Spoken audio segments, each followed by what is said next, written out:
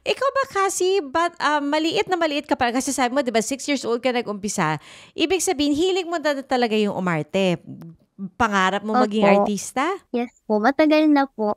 Nung, nung napanood ko po yung parang 2 years old pa lang po ata po ako. Umiyak po ako ng umiyak nung natapos po kasi na-inspire po talaga po ako sa Adam. Kaya nung nalaman ko po natapos na, gusto ko na po talaga maging artista. And iyak na lang po ako ng iyak po nun. Oh, Kasi wow! tapos na po. Ay, kasi talagang sinubaybayan mo. Opo. Kasi po Mm. gusto ko po yung ginawa po nilang gano'n. Wow, edi siguro nung nakilala mo si Kuya Alden, tuwang-tuwa ka. Opo, kinilig po ako. Dito mo ba siya unang nakilala sa Pulang Araw? Yes po, sa pulang araw po. Kaya masaya-masaya po ako kasi na-meet ko po yung isa po sa mga idol ko. Kwento mo naman sa amin yung unang pagkakakilala ninyo ni Kuya Alden. Kasi hindi naman kayo pwede magka-eksena kasi ikaw si Young Adelina. Tapos, Ang Abilina po. oo, siya yung older character. So, saan kayo nagkita? Nung nakita ko po siya like naglalakad po din, pumunta po kami sa tent and then na-starstruck na lang po ako.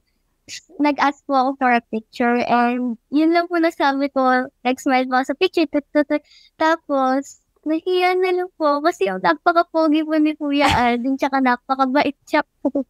Actually, sobrang bait ni Kuya Alden, di ba? Yes po. Oo, tsaka very accommodating siya. Humingi ka ba sa kanya ng tips sa pag-arte? Hindi na po kasi po kinilig na po na kilig, tumakbo na lang po ako sa tiyan. Ang cute mo naman, Cassie. Ngayon, na-meet mo na si Kuya Alden. Gusto mo ba na maka-eksena rin siya? Kasi nga, dito, hindi naman kayo pwede magka-eksena. Yes po, gustong-gusto ko po siya maka-eksena po nun. Nung nakita ko po siya, gusto ko po siya maka-eksena. Sabi ko, Lord, please, bigyan niyo po ako ng project with Kuya Alden. Sana maka-eksena ko naman po siya. Yun po Oh, yung sinabi ko po sa utak ko. wow!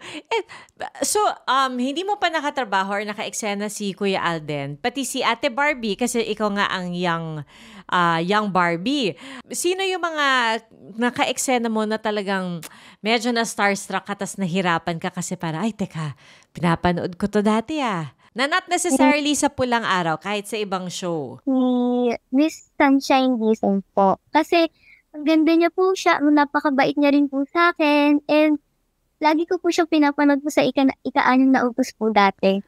Ah, wow. So talagang ano, no, very big fan ka rin talaga kasi ng mga serye. Kaya alam mo na yung Yes kung po. paano dapat pino-project ang isang emotion, di ba? Yes po.